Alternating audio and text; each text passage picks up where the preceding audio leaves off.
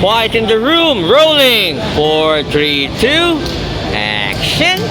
Hi everyone, I'm Katie Ang. You can follow me on Instagram, it's KTXAng.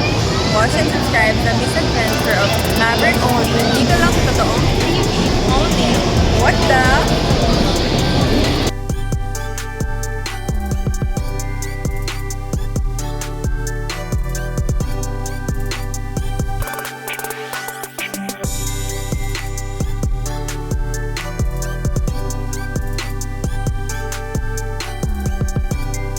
Okay, so we're still here sa POS exhibit dito to sa Giant Dwarf Art Space.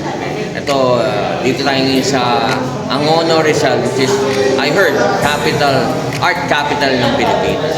So, syempre, kung nakikita nyo itong napakagandang painting na ito, napanood nyo na ito sa mga ibang YouTube episode. Ang artist nito ay talaga namang kumbaga ibang klase bumanat ng mga artwork. Kasi pag nakikita niyo yung technique niya, talagang texture na texture, di ba? Kumbaga pwede mong kapain. Siguro mahilig kong mapatong kaibigan ko na to. Please welcome ang artist natin ng Angry Bird. Walang iba kundi si Jonet in the house. Jonet, brother, how are you? Congratulations again, ha? Thank you. Last time, nasa Roanoke tayo. Pero ngayon, nandito na tayo sa art capital ng Pilipinas, which is nandito tayo sa Angono for your post exhibit. Ni Direk Ruel Acasi pa rin ang ating curator. So, Jonet, dito ka tabi ka sa akin para ma-explain naman natin. Yan si Papa Bird. Sino? Papa Bird. Papa Bird? Ang title niyan is Birds Be With You. Birds be with you. And also with you. Oh. So, Yeah. birds be with you and also with you. Yeah. Kumbaga, pari siya. Oo, pari siya. Papa, meaning Pope. Coke. Yeah. So, Totos. Oo. Diba? Mataas na, pinakamataas na level ng species ng ibon. Pinakamataas na level ng species ng ibon. Oo. Galing siya sa kalapate. Galit siya sa kalapati na anong klase? Mababa ang lipad. Mababa ang lipad. Wag, hindi dapat tayo nagagalit sa mga ng kalapati. Kaya nga, mali. Kaya pinakakaralan ko si Papa Bird. Kaya kasi nasabi ni Jonet na galit sa mga kalapating mababa ang lipad. Kasi falcon to eh. Falcon, yun ang kinakain niya kalapate. Kinakain niya kasi kalapating mababa ang lipad. Buti pa siya nakakain na ng kalapate. Dapat hindi tayo ganito. Dapat kinakain natin Kalapate. Pero hindi natin papatayin. Kakainin lang natin. Dapat. Dapat. Galing nito, Jonet. Pero ito mas maliit, no? Maliit siya. Maliit na size, right? Oo. So, this one naman, anong nag-inspire sa'yo para gawin ito? Nag-inspire sa akin kasi nasa wildlife photography ako.